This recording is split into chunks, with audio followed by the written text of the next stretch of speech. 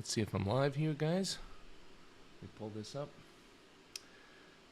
Good morning, guys, from Hanoi, Vietnam. Today it is 7 a.m. here, 8 p.m. Eastern Time, and today I am doing my photography mailbag. This is brand new, this live streaming thing. I've tried a couple this week. I'm getting my setup dialed in, so if there's any issues here, let me know.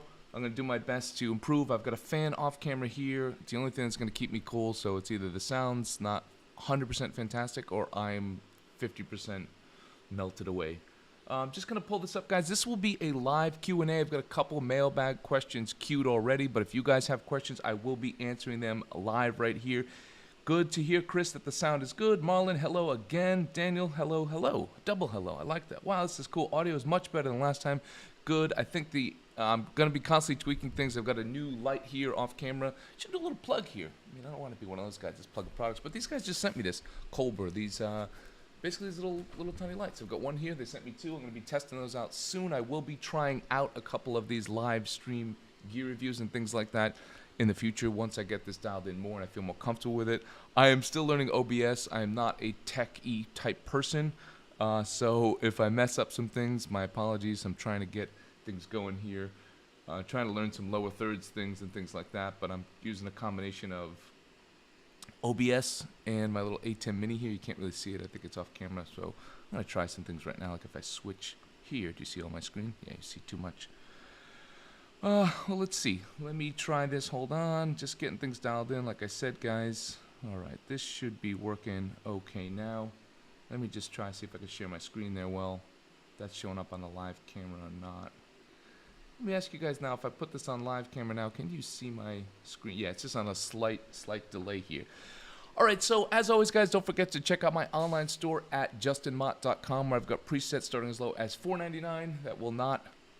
They will not make your photography better. They won't make you a better photographer. They will add some popular images. You can download those directly from my website at justinmott.com. I've got my online classes. Everything as low as starting as low as $125 for a one-on-one session, portfolio reviews, things like that.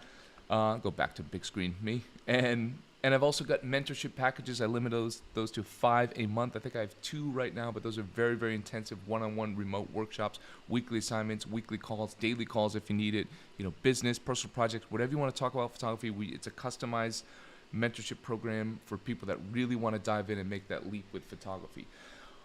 All right.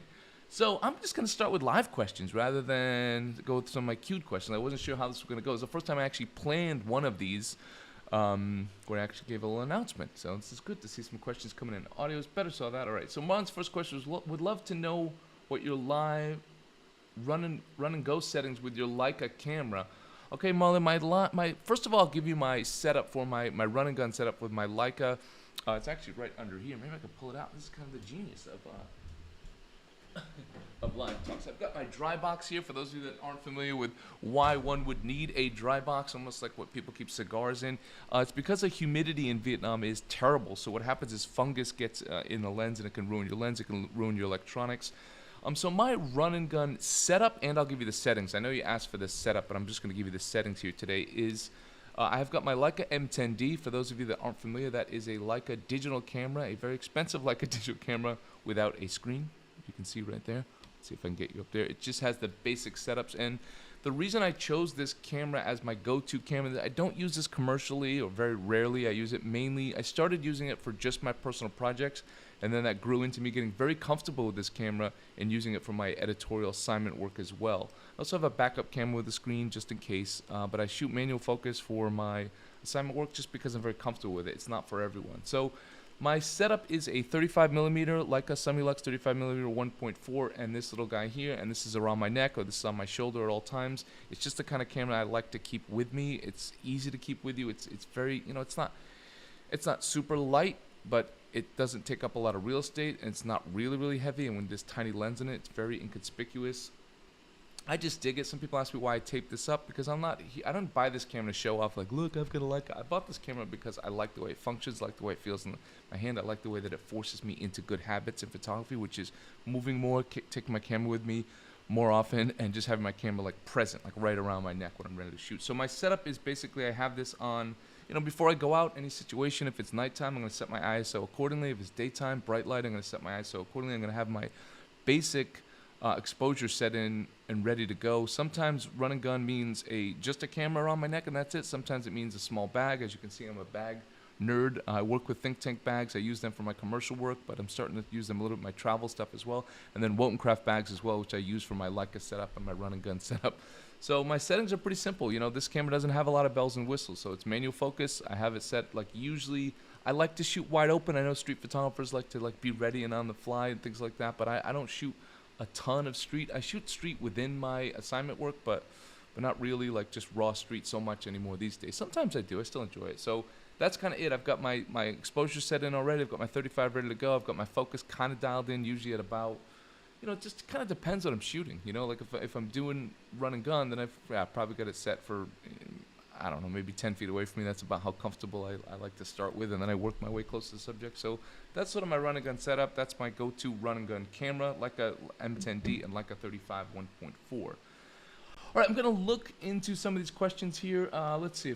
How's your summer been? You know what, Daniel? Summer's been hot, man. Summer's been really hot here in Hanoi, and not a fan of that heat. It's kind of cramping my style and my cycling. I don't have my bikes are back over there. I haven't been biking as much as I want to. I've got my other bike set up over here. Okay. Okay. This is a good question, man. I'm proud of you guys. See what happens when you plan a little bit. And I ask people.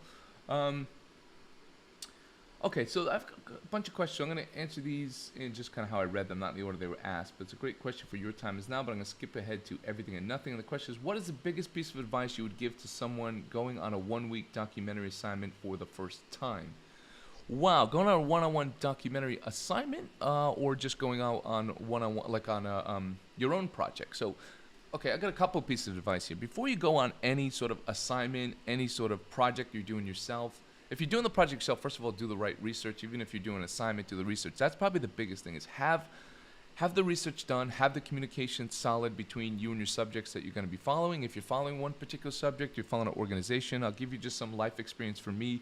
So, when I do my personal work, my Kindergartens project, I find subjects that I know I think are going to be visually interesting, but I do the research so that I know they're going to be visually interesting and doing things that are visually interesting. Meaning, if someone rescues sloths, like this lady I've documented in Suriname, but she's mainly does it from an office, taking donations, things like that.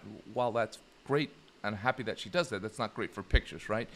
But if I know she's out in the field and rescuing sloths and how frequently she does so, then I'm going to plan accordingly. Like when I did this story for my personal project, I knew that she doesn't do it that frequently. So maybe once or twice a week. She's out in the field a lot, but the rescues come in only about once a week. So I knew I needed 2 weeks to just make sure that I had the time. Now, I know budget doesn't always account for that, or just life gets in the way and things like that. But again, just the research is setting the tone for how long I need to be at a place, logistics, if I need to bounce around a few places, how long is that going to take? When I do a New York Times assignment, sometimes, I remember one time an assignment came in and they said, all right, we want you to do this travel story about Myanmar. There's 3 different places, and they wanted me to do it all in 2 days. And if I just traveled by plane or by train or even by bus to those 3 places, that's all I would have been able to do is just get to those places and get home. No time to get there for good light and capture nice moments and understand what the story's a little bit more. So, I talked to the editor after doing the research, after checking things out, although I kind of knew already because I'd been there before. I said, I need maybe 4 days. And the editor was accommodating to that. And my personal project, the same thing. I plan well,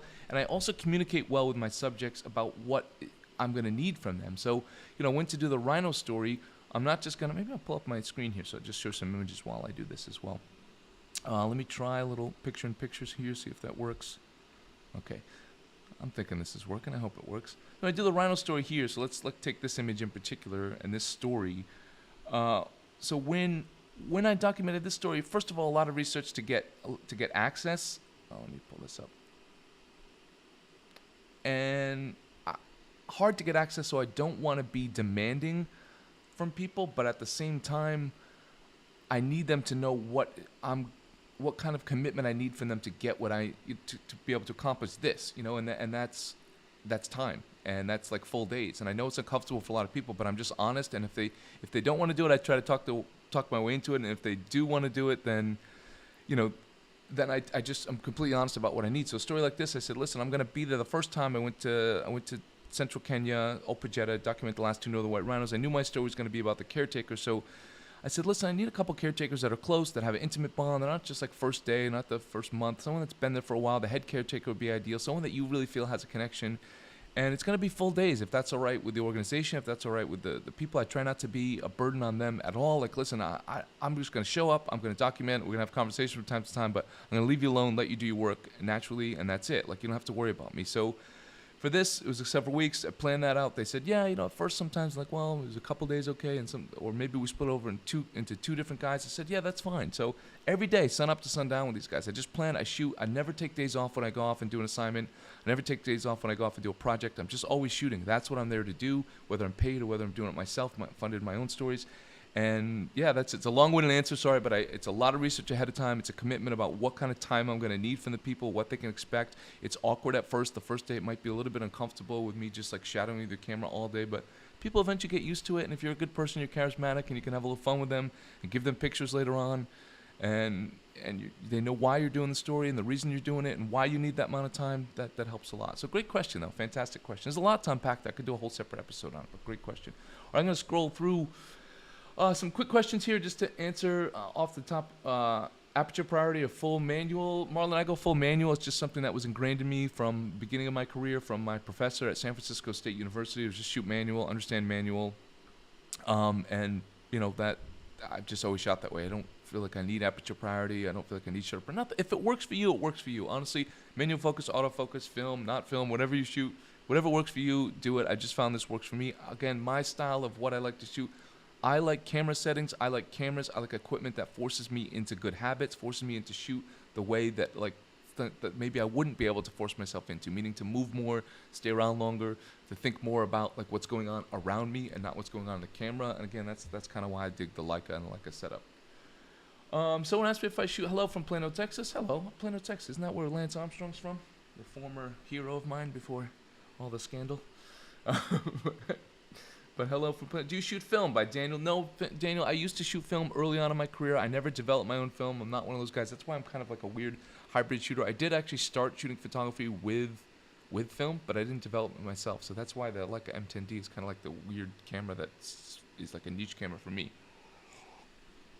What are you using for a drone? Great question. I don't use a drone often in my personal work, although you will see it sometimes in my personal work. So for my Kindred Guardians work, you can see. Let's pull it up here. Wow, man, I'm getting good at this little switcher here.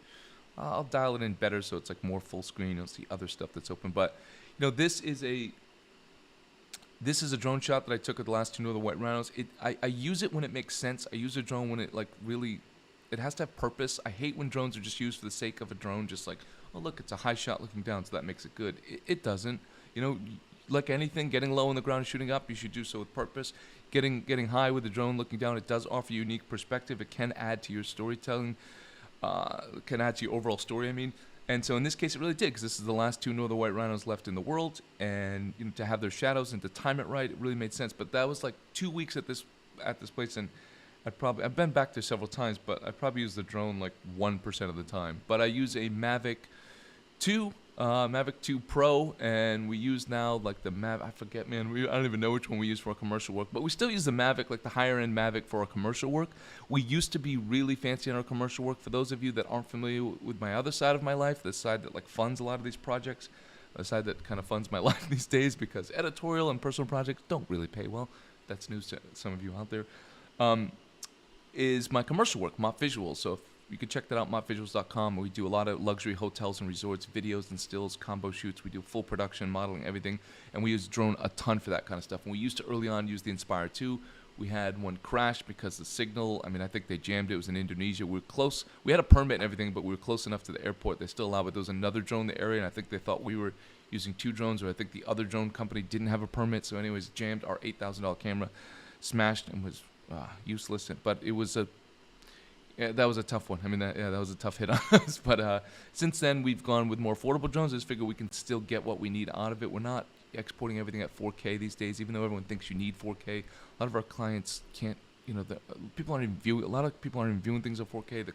It's a big burden on processing and editing and all the stuff that goes along with it. Sure, eventually we'll have to make that jump, but for right now, we don't need that. But we've been using the higher end Mavic Pro for all of our commercial work as well, and I've used I wish I knew the exact model, but I am going to upgrade and get probably a Mavic 2 Air or something like that for my personal work, because I don't need these crazy high megapixel files, and I don't need crazy video for my personal work. So great question about drones. Uh, let's see.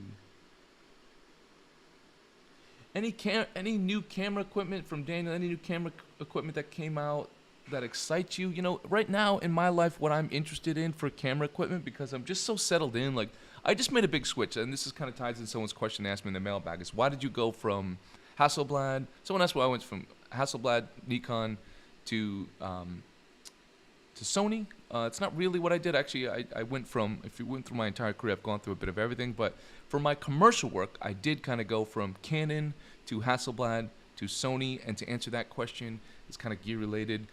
I'd made that switch because Hasselblad, my business has grown quite a lot in the last several years. My wife and I run it together. It's a complicated business where we have like full production. So we have video shoots. We have sometimes multiple shoots going at once. Sometimes we have a photographer and a cinematographer shooting the same scene. Sometimes we're shooting it like back to back.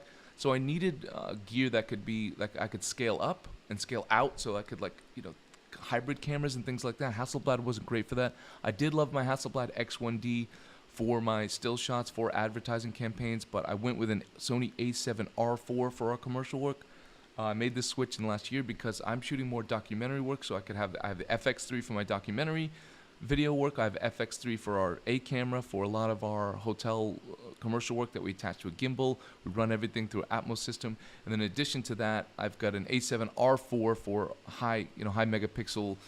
Not always do we need billboard shots, but we need it sometimes, and it's just nice because that sale is usually a big sale. If they didn't buy it ahead of time, then they want billboards later. If they want it, they know they want a billboard. That's usually more money if you know how to charge right. So that camera cuts it at 60 megapixels, but again, all of our lenses can be interchanged. We also have a Sony A7 IV. That's a great hybrid camera, which I'm using right now to film here, so it works for my YouTube channel. It's kind of overkill for my YouTube channel, but it works for stills as a backup camera. It's still 30 megapixels. It works as a great backup B camera for video work. So all that stuff is very versatile. The Hasselblad I found great for slow commercial work, which is what we're doing in hotel work. Obviously not great for video. Obviously not great to scale up because each one of those lenses costs $4,000. With the Sony, we can have a mix of like semi-affordable Sony lenses and very affordable Sigma lenses. And again, different teams in different places. That's why I switch. To answer your question directly about what gear I'm excited about, I'm more excited about like gear that I can use for this kind of stuff because I want to do more live stream. I want to engage with you guys more. I want to take you guys on more journeys with me on my assignments and just, personal life, not like personal life, but personal photography life, because I think people are into this kind of stuff. So I think Insta360 just came out with this really cool webcam. I use one of the Insta360. I don't have it with me right here. Maybe I do. Yeah, I can reach. This little guy here, this little Insta360 little remote camera. I dig this thing. So for you gear people out there, I love it. It's just like it's like Insta360's version of a GoPro. It's magnetic. It can attach to different things and make different accessories. This thing is a little tripod. You can take it around with you, film on the go. There's no screen, but it comes with you get 32 or 64 gigs. I dig it, and they just came out with a webcam that can follow you that I might use for a second camera for gear review. So that's kind of where I'm at with excited about gear. My Leica stuff, it doesn't change. That's why I like it. I don't have to keep buying new Leica stuff. My Leica M10D should be around for another 10 years or so if I make it around another 10 years or so. So that's what I'm excited about for gear. Great questions here. Oh, wow, a lot of stuff. Graham asked, how do you know a shot will be a billboard? Sometimes, so again, most of my commercial work will be in that luxury resort and hotel category, so we don't know if it's going to be bought for a billboard. Sometimes years later, like right now, we're working with a giant hotel chain, and they want to use images we bought several years ago, which weren't licensed originally for billboards, but I shot everything with a Hasselblad, and then before that, some of it was shot with the Canon 5D SR, which is also like a 50 megapixel camera, so I'm comfortable with that. We don't always know. Sometimes they'll say in the contract, and they'll pay you up front for that, this is going to be used for billboards. It's the same with our video work as well. If that costs more. People always say, like, why does it cost more? Because it's just your time, right? You're going to be there for an hour, but a lot goes into that. The modeling licensing, which we handle on a lot of shoots. The equipment we're going to need is more expensive. We have to go through a little bit in more detail with our retoucher for things. So if an image is going to be used in a billboard, we charge more of it ahead of time. If it's going to be used, if they don't pick it to be used for a billboard and they want it afterwards, that's also built in the contract. So having a solid contract is very important. Now, the way that I did it, I'm not good at writing contracts myself. I'm not a lawyer. I worked with a lawyer. My wife and I worked with a lawyer for all of our contracts. It took a long time. It was a little expensive, but it's paid for itself 100 times over for us. Maybe not 100, but it's paid for itself many, many times over. We just licensed out pictures again that we took 5 years ago with the models. Like, they get their cut, they get paid more, we get paid more. It's just usage. We charge our rates. Our commercial rates are built out based on our time and based on usage. So once you establish that's how you value your work, not just your time, it's an important thing in commercial photography. Once you establish that, then people have to respect that. So if they want to use stuff on a television ad, it has to be exported at a different codec. It's more work for us. But again, it's not just the more work. It's just that work is being used for some more, so we charge more. It's the same thing kind of happened, same thing in the editorial world. We're losing this battle, I'll tell you, because a lot of photographers I know don't charge for this stuff. They just give away their stuff. But we stay true on it, and I think it's important too. And it's tough in the beginning because you just want to be accommodating, and you're just happy to get commercial work. But I've always kind of stayed true to that. Sometimes you bend a tiny bit, but I try to bend, not break, and I hope you guys do that as well. So again, some companies come with us and they know, like, okay, we need 1 or 2 billboard shots. Most of them don't know upfront, so we don't put that into licensing because they don't want to pay if they don't know, and they later on they pay. The pricing is going to be the same, so they don't really lose out on that. But with the models, when we handle the model contracts, then we have that built on, and we take on the payment, we distribute out to them, and we take a little bit of a percentage for handling everything. Sometimes the model is done separately, so we'll tell the clients, listen, we didn't handle the models on that shoot, because sometimes they don't know.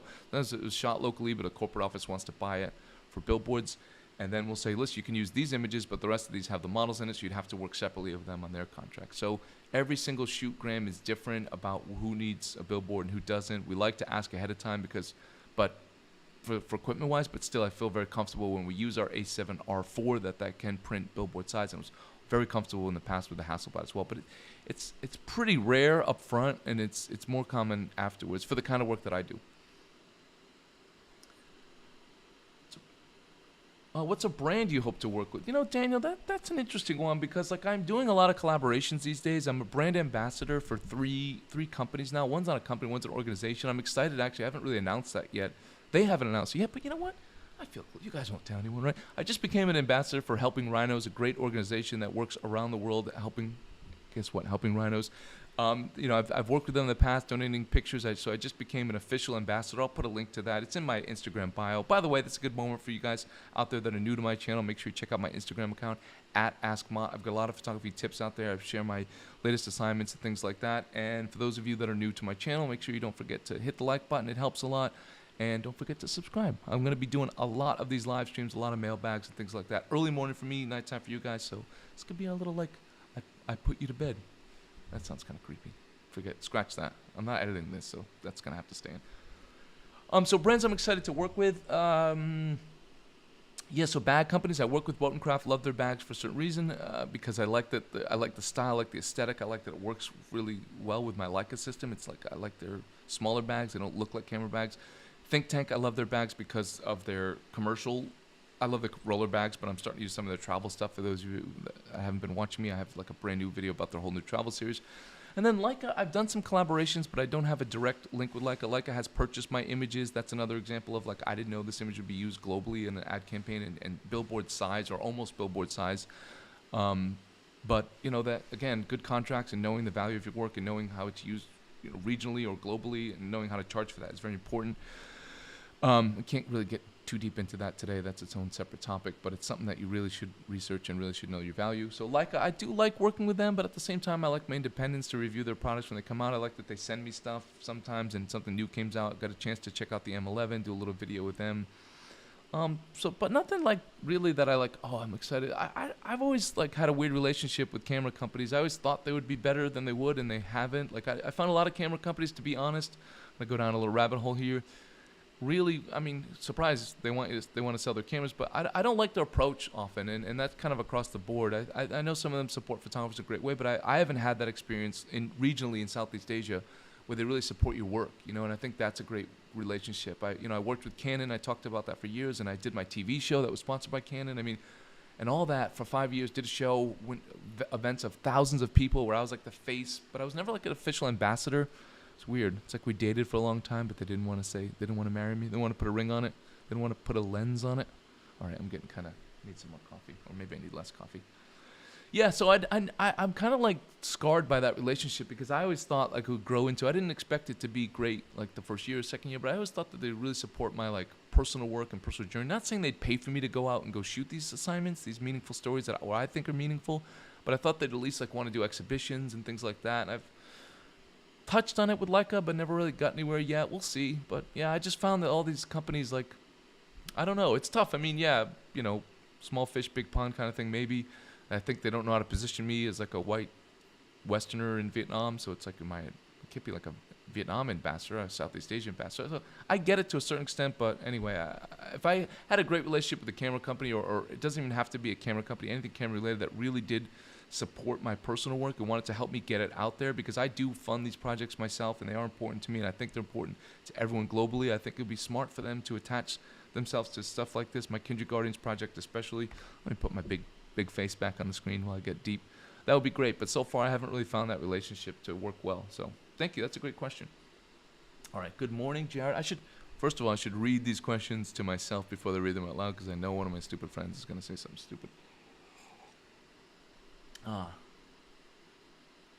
Yeah, Jared, also in Hanoi. Great, Jared. That's awesome to hear, man. Awesome having a fellow photographer here in Hanoi. He said, do you participate in international photography contests? And if so, which ones do you enjoy the most?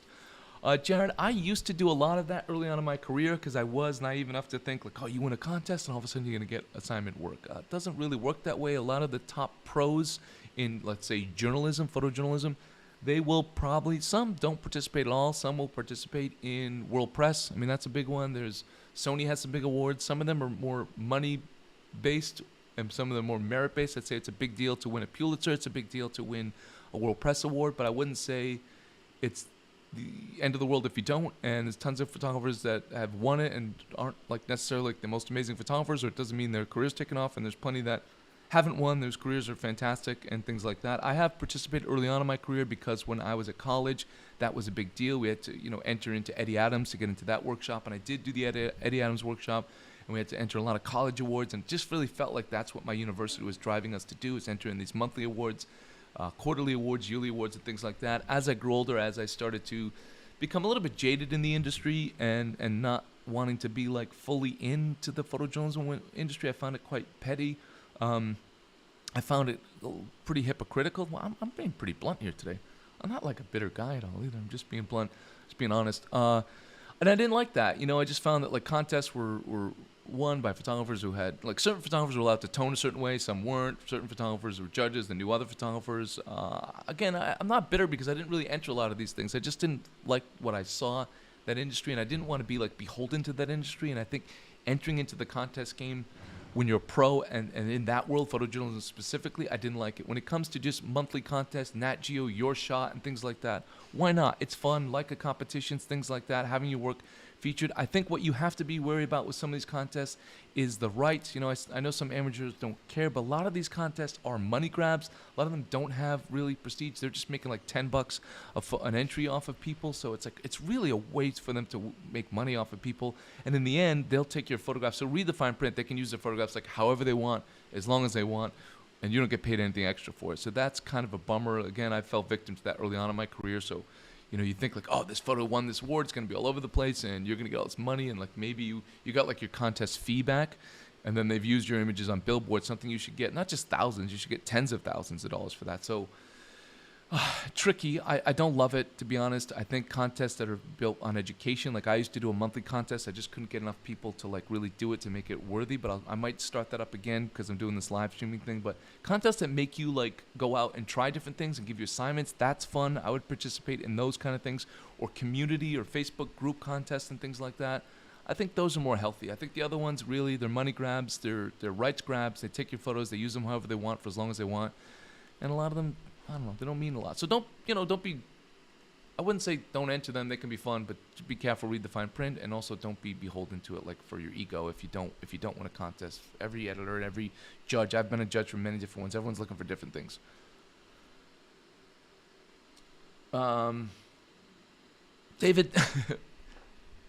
David Paul Morris just checked in. Check out his work, by the way.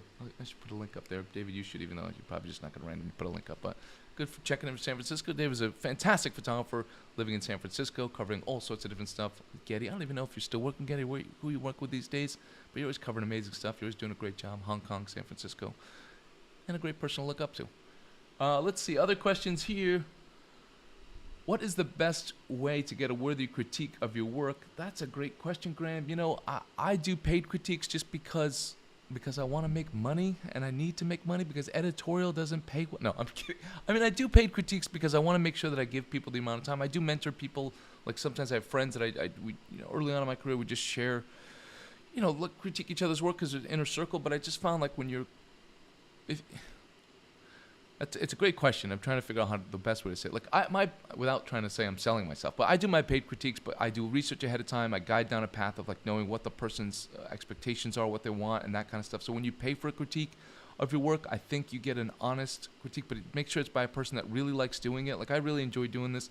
Again, I feel weird just talking about it because it feels like I'm selling myself. So buy from me. No, don't. What I would say is, if you have another friend, it's good to get a second set of eyes on your projects, on your work in general. If you have another friend at any point in their career, doesn't matter what they're, just have a second set of eyes looking at a project, looking at it. It's very, very helpful. If you can go for someone online that you really feel is genuine about like wanting to critique people's work and not just saying the same thing, and is actually like giving you a good solid questionnaire ahead of time so they understand your career path, not just telling you like, crop this, crop that, slide that over there, take more of these, spend more time, not just giving you cliches.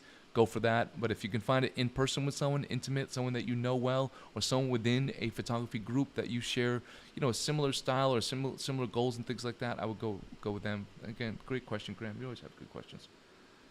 Oh, I got a lot of questions here, man. I didn't think this would be coming in. Let's see. Competitions are so subjective. That's absolutely true. Okay. Most contests are money grabs. I agree. I'm going to scroll back up, guys. Let's see. Go into depth about my licensing and commercial work. I don't think there's enough time here today to do that. Someone asked me if they bought a GR3X and hated it. Are you still using one? I still do occasionally use my GR2. I don't mind it. I like it as a little backup emergency camera. It's not my main camera, but I want to shove something in my pocket. Like wintertime in here, where I actually have a pocket that I can fit in. Because it's not like I can actually wear a jacket or sweatshirt. I like taking it on my bike rides with me sometimes. I like having the I kind of use it as like Leica people have their like monochrome cameras, and those like $5,000. I can't justify a $5,000 monochrome camera right now because I don't shoot enough black and white. But what I like is I set my Ricoh GR to like a grainy black and white setting, and I just shoot that way. Of course, I can change the raw file later, but I can see it in camera what it looks like, and I just kind of use that as my little monochrome camera. Let's see. I'm going to scroll back up. Any more questions? Get them in. I'll keep going if you guys have questions, because I got nothing to do today. I got a lot of stuff to do today, but I don't have a ton.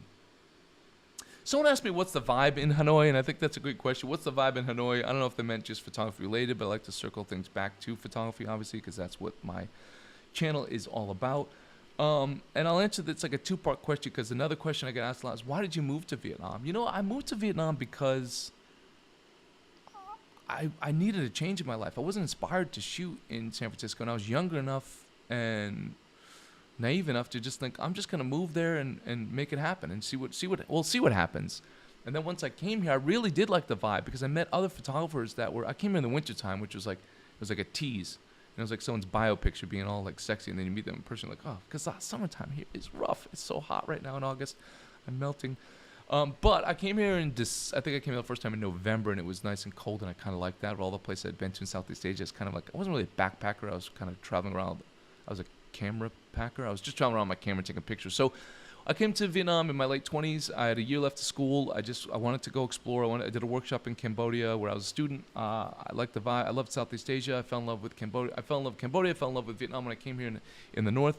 I met a group of photographers that were like-minded. When I was in school, everyone was really competitive. Everything was like, oh, you got to win this contest. You got to get into Eddie Adams. You got to get into the Missouri Photo Workshop, and a lot of backstabbing. And I like the communal part of photography, sharing. That's why I do this channel. That's why I continue to teach.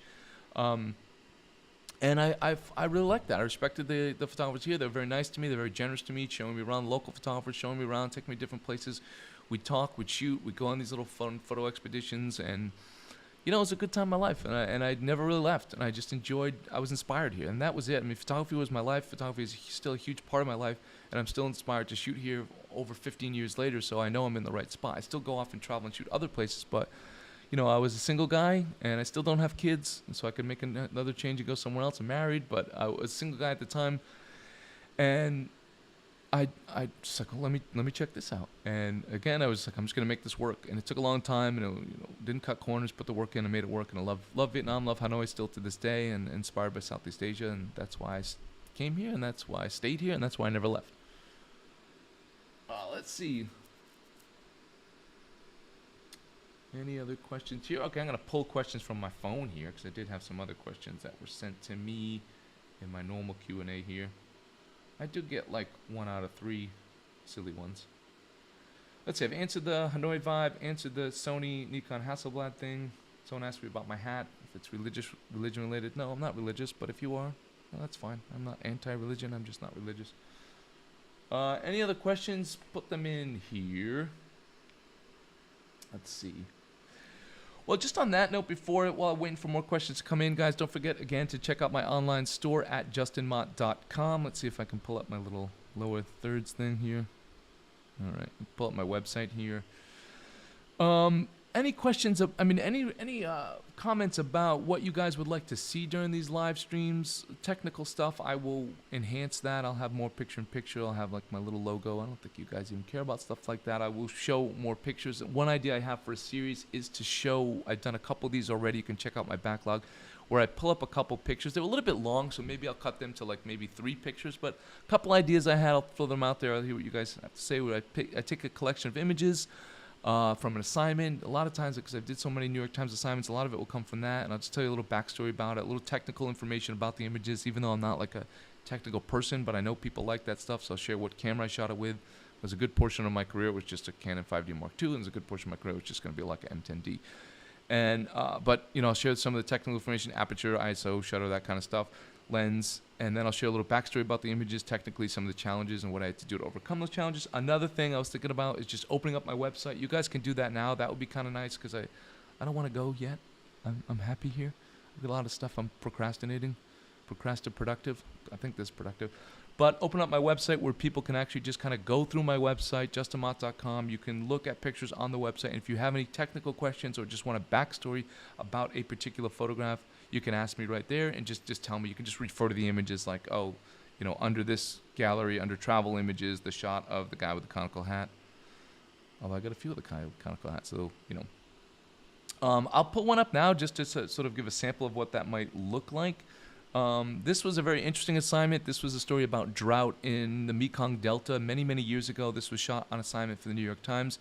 There's a whole other backstory about this that I won't get into live, but you know, this is just one of those examples of like going out there and shooting early mornings. There's a story about drought, and this guy was like going out to his field. He had to take a boat there, and I was like, you know, I remember we talked to him the day before, and I was like, all right, can I go out? What time do you get up in the morning? He's like, well, 4, and I'm out the door at 4:30. I'm like, oh, really? So like, all right, well, can I follow you out to the field? Because he wanted to, you know, he's gonna check out the crops, and his drought was terrible, so he was kind of just showing us around. And he took this boat down the Mekong, and it just like this little vein of the Mekong. It was just like, I don't know, it had the light on. I really pushing the camera. I think it was my Canon 5D Mark II, at that time it was a Canon 5D Mark III. I had a 1.4 lens, great for low light, and I just kind of focused on that light in his hand. Took, you know, a little bit of a slow shutter to get it was a tough shot to balance, to stay steady in that boat rock around. But I really like it, so it was just like one of those shots. And the editor liked it too. It doesn't always happen. You don't always sync up with your editor, but the editor liked the shot. It was published along with a bunch of other images. This didn't really stand alone to speak drought, but it really worked well as a supporting image for that story. So, you know, that's the kind of stuff you'll get from my little going through my website and asking me questions about certain images. All right, more questions are coming in. That's great. Someone wants something more centered around commercial work, licensing, and preparing. What, you want me to do a thing about helping you make money? I mean, come on. I don't want you stealing my... No, I'm kidding. I would love to do that. Yeah, I mean, different things. I do offer one-on-one business, like consultancy packages where people can like talk to me, even for people that want like the back-end business stuff and building the non-sexy stuff. I'm not great at. My wife actually offers packages for that, which I sell through my website. I usually just get those from, like, refer people from doing my sessions that I know really want to go down the back end businessing stuff, licensing contracts, things like that. She's fantastic at that. For those of you interested, you can direct message me. I can tell you about those packages and things like that. But I will do more about the commercial world. I'm always kind of feeling out my audience. There's some that are just strictly like strictly street photography, and there's some that are like really into like pro, doing a little bit of everything, kind of what I do. So I want to do a little bit of everything. So the next question is, for the Rhino project, did you zone focus for most of those images? No, I just kind of, I'm using my Leica M10D. I'm just sort of lining it up, just focusing with autofocus. So yeah, I'm not technical with that kind of stuff. Even metering, I'm just kind of knowing my exposures and nailing those. But yeah, great question. I'll pull up one more image. If no more questions come in, we'll move on after that. But let's see. This is sort of, for those of you out there that are starting your website up too, just a little thing I say is make sure you build good categories. It's important. Sometimes I see websites where people I did a whole separate thing about this, but people have these websites with just like random projects that aren't under a gallery. So rather than have like just scenes from Venice, like have that under projects or street photography projects, then scenes from Venice and things like that. See how I have here my stories, and then under stories I have a bunch of different projects in there, and you can kind of get a sense for what those projects are about by their title. Let me pull up something here. Let's see. I'm gonna pull up. I always put my personal project work. Just some portrait work. I'm gonna talk a lot about portrait work. Just two different types of portraits here. I took for this project, just kind of show those as different ways. Like this was a nice shot. It was a nice little moment, but it's a portrait of Peter Essagon, one of the caretakers of the last known of the White Rhinos, just sitting. I just want to kind of show you two different ways you could do a portrait. I think this one's more impactful, but sometimes I'm going to get these moments naturally, which I did as well. So I might want some other portraits that sort of complement that. So this was a long-term project, a documentary, a series that I'm going to have probably, maybe 25 to 30 images tell the story. So I want to cover myself for a nice variety. If I have too many shots of just, the caretakers petting the rhinos or scratching the rhinos or sitting with the rhinos, which they naturally do, but it's going to get a little bit redundant. So, this is one way to do a portrait. Obviously, he was just sitting there, hanging out with them, just sort of environmental portrait. But then the next shot, so my thing's minimized, this is just Peter, like a straight-on shot of him. So I really like the way this shot worked as a portrait as well. They are protectors, and I like these giant thorns that you find in Kenya. And so I just noticed them there. They almost look like barbed wire or razor wire, wherever you're from, depending how you call it. But barbed wire if you're from Rhode Island like me. And so I just kind of framed him through this. This happened after a couple of days. Whenever I'm doing a documentary, whenever I'm doing a personal project and I'm photographing people, I don't do portraits. I mean, if something pops up, yes, but I usually do portraits. If I've got time, I usually do portraits later on. I take mental notes or physical notes about locations. I just remember photographing the rhinos. I always have to clarify that. I always say shooting, and when it comes to animals and things like that, probably not a good thing to say. But I was photographing the rhinos through a lot of different things. I love to try to frame through things and make sure that things I'm framing through add some context to the story, add some layers to the story. So I noticed that these thorns really had a jagged, like barbed wire look to them. So I'm building these backdrops for portraits, and I'm going to wait for the right light to come in. So I remember this light would hit his face nice and evenly. I remember the spot was going to be a nice little location for it. So again, I'm taking a mental note when I'm doing stories. If I'm on an assignment, then I've got to do it on the fly because I don't have a chance to go back. If I'm doing a personal project, I've got time to look around and say, oh, the light hits there right about this time in a good way, or it's not great now, but I like the texture and color of that background, and then maybe tomorrow with his green jacket or whatever, this is going to work really well. So again, always taking mental notes for portraits. Okay, that's it. I think that's it for questions. That's all for today, guys. That's about what I wanted this to run, about 40 minutes or so. It's kind of long for those of you that stayed through all the way. I appreciate it, guys. Again, thank you. Great questions. I'm open to advice on things that you want me to talk about more. I think moving forward, I'll do the mailbag series like this weekly, so you can ask me questions here. If you have any questions about what I talked about today, ask me in the comment section. I'm going to go back through the live comment section questions, and I'll go back and answer as many questions as I can, or if it's worthy of it, being on the next episode, I'll do that. I appreciate you guys tuning in for this. It was great to get up and start doing this. Great to have the questions there. This really only works if you guys have good questions, and you did today, so I really do appreciate you guys spending your time with me. I appreciate you asking great questions. Again, I'll work on things technically, but I think everything went okay today. Went pretty smoothly. So thank you guys. Don't forget to like, share, and subscribe. Don't forget to... What else do I want you to not forget to do? I don't want you to forget to have a wonderful day. That's it. Have a wonderful day. Thank you guys for tuning in. I'm going to say goodbye for now. Enjoy your day or your evening. Bye. Fade to black now. I'm going to try this little button here. Boop. See if that worked. I don't think it did. I'm definitely going to be the guy that's streaming after, still talking. End stream.